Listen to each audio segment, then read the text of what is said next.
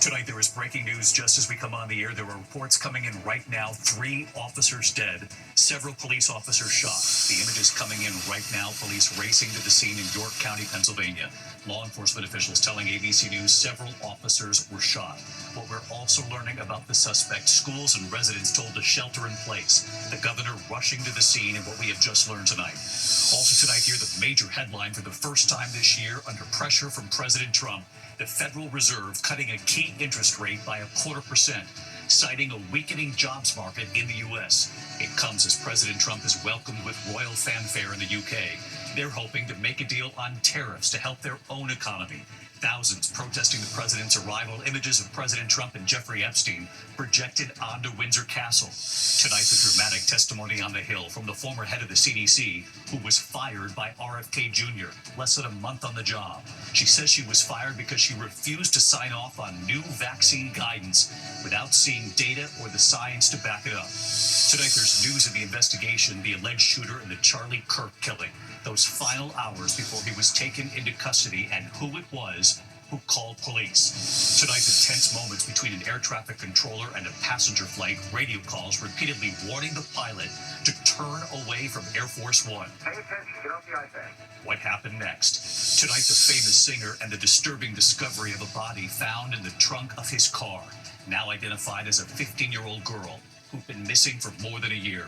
Tonight, FBI Director Kash Patel grilled over the Jeffrey Epstein files. Patel now saying he has never talked to President Trump about the Epstein files. The alarming scene tonight, the suspect ramming their car into the gate at the FBI in Pittsburgh. The scare in Boston tonight at Logan, the spark scene coming from an engine during takeoff. The incredible images showing a pod of killer whales sinking a boat. What's driving this? And tonight we're now tracking a tropical storm in the Atlantic. From ABC News World Headquarters in New York, this is World News Tonight with David Muir. Good evening, and we begin tonight here with the breaking news. Authorities responding to reports of multiple police officers shot in York County, Pennsylvania, about an hour outside Lancaster near the Maryland state line. And there's late word coming in. At least 3 officers are dead. Law enforcement officials telling ABC News police were serving a warrant when the gunman opened fire. There is also news coming in on the suspect. Schools and residents told to shelter in place. Governor Josh Shapiro is on the scene at this hour. ABC's Whit Johnson leading us off. Tonight, a swarm of law enforcement descending on this Pennsylvania neighborhood an hour outside Harrisburg. After multiple officers were shot and at least 3 were killed while serving a warrant. Count officers down, please. We have 1 officer down. At least 2 officers transported to a nearby hospital. Emergency crews seen here loading a person into a medevac helicopter. The hospital saying both are in serious condition, adding that they've enhanced their security protocols. The first emergency calls coming in just after 2 this afternoon. Shots fired in a rural area in North Cadorus Township. We're going to have another officer that's going to be ground transported. Nearby residents and schools told to shelter in place. Dave Miller lives across the street. I heard the gunshots, many gunshots, and I saw an officer go down on the road. Pennsylvania Governor Josh Shapiro joining authorities. This is an absolutely tragic and devastating day for York County and for the entire Commonwealth of Pennsylvania. We grieve for the loss of life, for 3 precious souls who served this county, served this Commonwealth, and served this country. And David, the FBI is also on the ground providing assistance, and late today, authorities have now confirmed the shooter is dead. David, Whit Johnson leading us off on the breaking news tonight. Whit, we appreciate it. Now to the major headline about the American economy tonight. For the first time this year, under pressure from President Trump, the Federal Reserve cutting a key interest rate by 0.25%. Citing a weakening jobs market in the U.S. This will bring down rates on credit cards, mortgages, car loans. It comes as President Trump is welcomed with royal pageantry in the U.K. The British are hoping to make a deal with the U.S. on tariffs to help their own economy. It was a royal welcome, but thousands also protesting the president's arrival. Mary Bruce tonight, traveling with the president. The British royal family tonight heaping on the pomp and pageantry.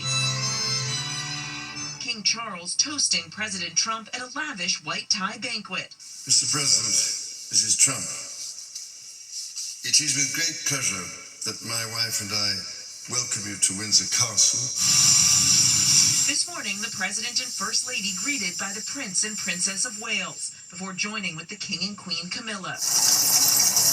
Then, a gilded carriage ride, the President and the King side by side. Trump is the first American president to get 2 state visits to the UK. This is truly one of the highest honors of my life. Such respect for you and such respect for your country. A visit with the royal family is a potent diplomatic tool as the UK hopes to persuade Trump to support Ukraine by ramping up the pressure on Russia. King Charles also nodding to his country's effort to navigate Trump's tariffs. The United Kingdom was your partner in the first trade deal of your administration, Mr. President, bringing jobs and growth to both our countries. And no doubt we can go even further as we build this new era of our partnership. The King well aware of the economic challenges in the UK and also back in the US. In fact, just today, the Federal Reserve lowering interest rates for the first time this year, citing a weakening American job market. That should lower interest rates on mortgages, credit cards, and auto loans. The Fed signaling more rate cuts could be on the horizon. Tonight, miles from Windsor, thousands taking to the streets of London to protest Trump's visit. Donald Trump, you can't hide! And the night before the president arrived, protesters projecting images of Trump and sex offender Jeffrey Epstein on the walls of Windsor Castle. But tonight, the president basking in the glow of a royal welcome. Today was all about pageantry. Tomorrow turns to policy. President Trump sitting down with Prime Minister Keir Starmer, where they're expected to discuss the economy and trade and the war in Ukraine. David. Mary Bruce traveling with the president tonight. Thank you, Mary. Back here in the U.S. into the dramatic testimony on the Hill from the former head of the CDC who was fired by RFK Jr. less than a month into her job running the CDC. She says she was fired by the HHS secretary because she refused to sign off on new vaccine guidance without seeing the data or the science that would back it up. Jay O'Brien on the Hill tonight. Tonight, former CDC Director Susan Menares testifying Health Secretary Robert F. Kennedy Jr. fired her less than a month after she was sworn in because she refused his order to pre-approve new recommendations for childhood vaccines before they were even written. I could have stayed silent, agreed to the demands. I could have kept the office, the title, but I would have lost the one thing that cannot be replaced, my integrity. Kennedy insisting Menares is lying. I told her that she had to resign because I asked her, are you a trustworthy person? And she said no. Today, Menares describing an August meeting where she says an angry Kennedy ordered her to rubber stamp a new schedule for which vaccines children should receive to be compiled by a CDC panel he had filled with vaccine skeptics. I said, I cannot sign off on something before I see the data and the evidence. And he said and elaborated on this for some period of time that there is no data and evidence, there is no science, and that I needed to commit to signing off on each and every one of those recommendations. And if I could not commit to that, I needed to resign. Republican Senator Bill Cassidy, a doctor, going back at that claim. Did Kennedy really want to change the childhood vaccine schedule without any research? To be clear, he said there was not science or data, but that you still expected you to change the schedule. Correct. After the hearing, Cassidy, who's also a doctor, with this stark warning about Kennedy's hand-picked vaccine panel. If the vaccine advisory panel makes recommendations to change the childhood vaccine schedule, should the American people have confidence in that decision? No. David, tonight that overhauled CDC vaccine panel will meet tomorrow for a 2-day marathon session to weigh critical recommendations on vaccines from measles to hepatitis B to COVID. And tonight HHS is attacking Menares after her testimony, claiming she was fired because she, quote, acted maliciously to undermine the president's agenda. David. Jay O'Brien live up on the Hill. Jay, thanks. Now to the alleged shooter in the Charlie Kirk killing. Tense moments between an air traffic controller and a passenger flight. Radio calls repeatedly warning the pilot to turn away from Air Force One. Here's Stephanie Ramos. Tonight, an air traffic controller heard scolding a Spirit Airlines pilot to pay attention, concerned the passenger plane was on a possible converging path with Air Force One. Steering wing 1300, turn 20 degrees right immediately. Pay attention.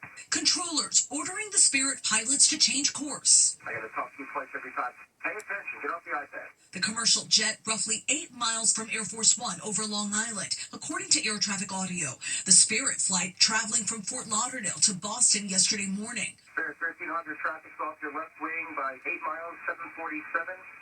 I'm sure you can see who it is. Air Force One had just taken off from Joint Base Andrews, carrying the President and First Lady to London for their state visit. Air Force One and the Spirit aircraft were at the same altitude. The Spirit jet didn't answer 4 times after they'd been called by air traffic control. So they had every right to be angry with the Spirit aircraft. Spirit Airlines stating the flight followed procedures and air traffic control instructions and landed uneventfully, adding safety is always our top priority. David, air traffic control tries to maintain a wide buffer around Air Force One. The FAA tonight says required separation was maintained. David. Stephanie Ramos with us. Stephanie, thank you. Tonight, FBI Director Kash Patel grilled over the Jeffrey Epstein files. Patel now saying that he has never talked to President Trump about the files. Here's Pierre Thomas.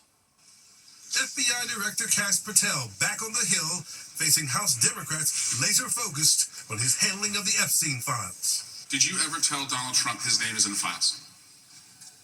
I have never spoken to President Trump about the Epstein files. Democrats trying to tie President Trump to the files. Did you tell the Attorney General that Donald Trump's name is in the Epstein files? Question has been asked and answered. You've not answered it, and we will take your evasiveness as a consciousness of guilt. And Thomas Massie of Kentucky, a top House Republican, challenging Patel on his claim that there is no credible information Epstein trafficked women to anyone other than himself. His claim coming after several alleged victims of Epstein spoke out, some threatening to release a list of people they say Epstein trafficked women to. Have you reviewed those 302 documents where the victims name the people who victimized them?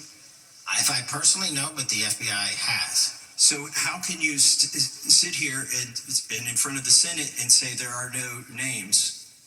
I said, I named one today.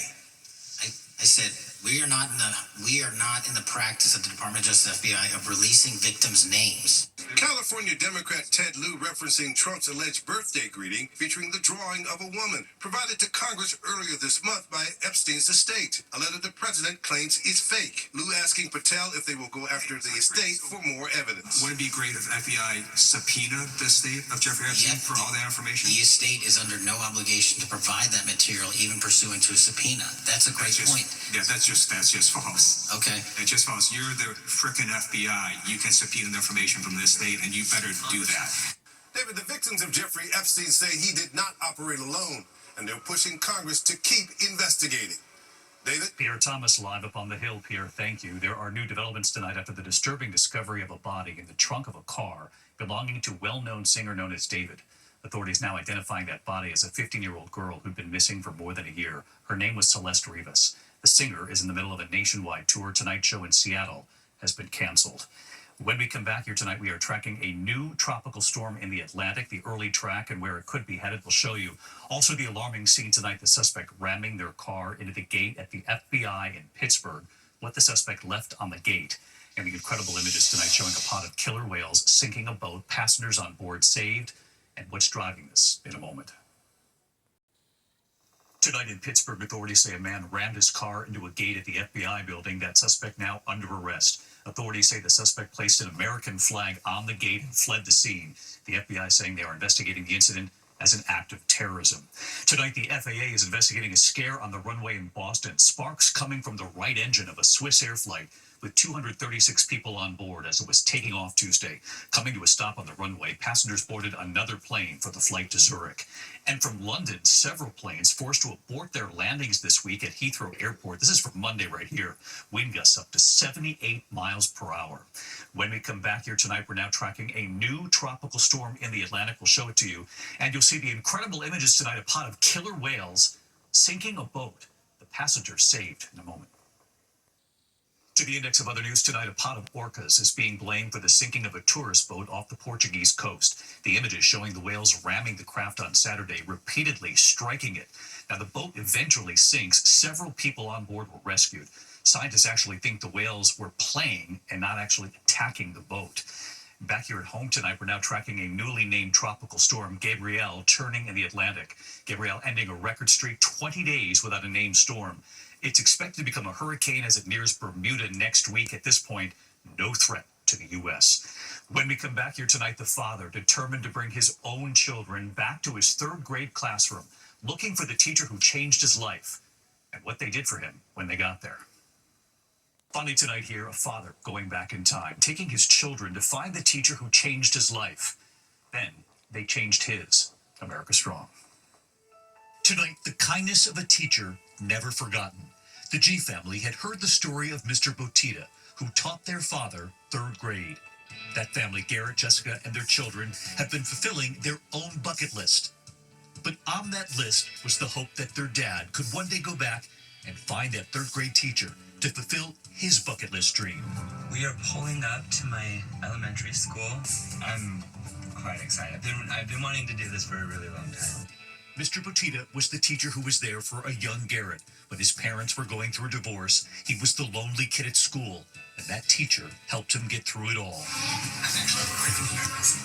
And this is the moment he found his third grade teacher. Oh my goodness. Garrett walks into that same third grade classroom all these years later. Oh my gosh. Grateful to be back, this time with his own children. Garrett was one of my... I'm pretty old. He was one of my students in this classroom. Yeah, I sat right here, and when I was in third grade, it was a hard time in my life. Mr. Botita, you saved me in a lot of ways.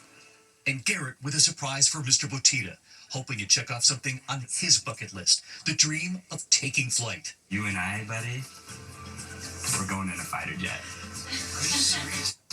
And here they are, putting on the parachute, boarding the plane, a thumbs up from that third grade teacher. 3, 2, 1, up we go! How you feeling up there? I feel great. And Mr. Botita ready for more. And right here tonight, Hi, David, and greetings from Legacy Elementary in American Fork, Utah. Mr. Botita and his newest generation of third graders. Every teacher wants to make a difference. And when Garrett told me about the positive impact I had on his young life, it brought me to tears. And Garrett here too, with the lessons he learned from that third grade teacher. First of all, confidence. And then just being a good person and spreading goodness all throughout the world. A thank you to that teacher, 30 years in the making. We love you, Mr. Botita. And we celebrate Mr. Botita too, and all of our teachers out there. They really do change lives. I'm David Muir. I'll see you right back here tomorrow. Good night.